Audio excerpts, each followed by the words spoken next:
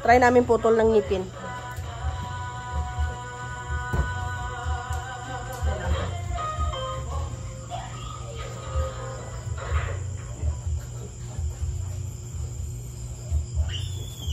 Copyright kasi.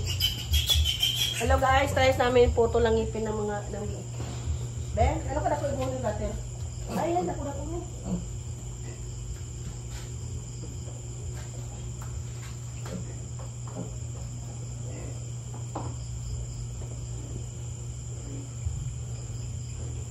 Anong plastic po ang sugat mo? Yan.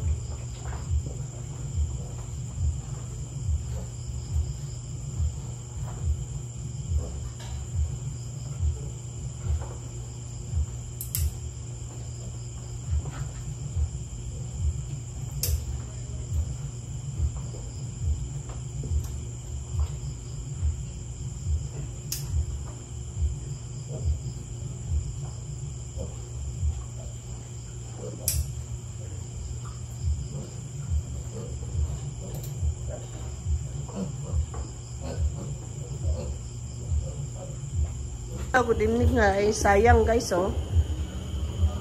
Ano, pang 13 sana to ito. Pinakamalaki pang 13. Ito 12, yan ay pang 11. Kung marunong sana ako mag-injection yung pampahilab, yung tulong sa inahin na mga anak, siguro hindi to nangyari.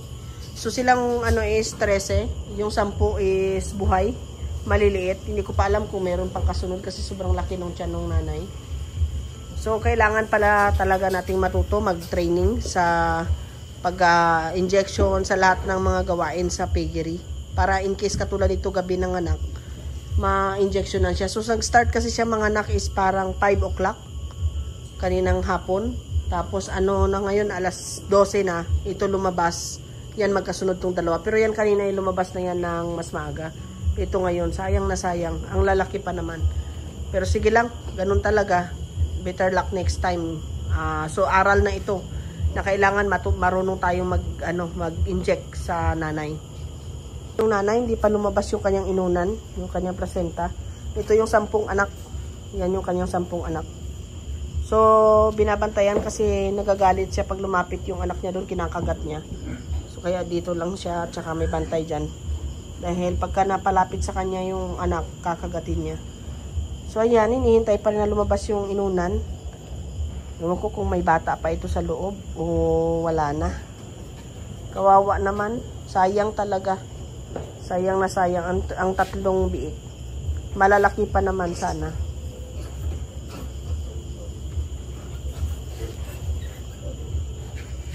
Yan, binabatayan pa namin. Baka may lumabas pa. Ayan o. Ayan. Yaya for tonight.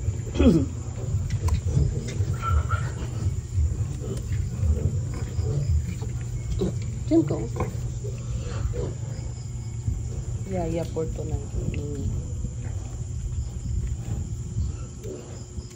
Maldita kasi ito. Yun o. Umubula yung bibig niya. Kawawa naman. Tired na tired si Mama Pig.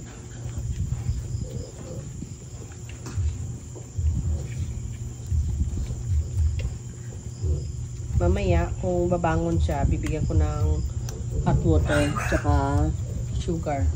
Yan yung unang pinapainom sa kanila. Pampabalik ng lakas nila.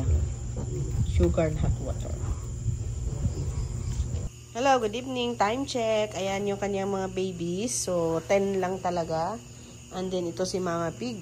Ayan, binabantayan ko pa rin kasi baka may lumabas pa. At saka hindi pa lumabas yung kanyang placenta. So, tayo ngayon ang bantay dito habang nagpapahinga pa yung ating magbabantay para bukas ng umaga ay sila naman ang mag-aalaga. So, ito binabantayan ko talaga kasi nga naiipit dun sa likod ang biik minsan. Katulad nun, no, ayun, no, nakasiksik dun. Minsan naiipit yan sila dyan. So, naging namamatay pagka hindi na babantayan. So, for today's video, maraming salamat po sa lahat ng nanonood ng aking vlog. And sisikapin ko pong makabigay ng aral sa bawat video na aking ginagawa sa mga vlogs ko po. And maraming salamat sa lahat ng sumusuporta. Bye-bye!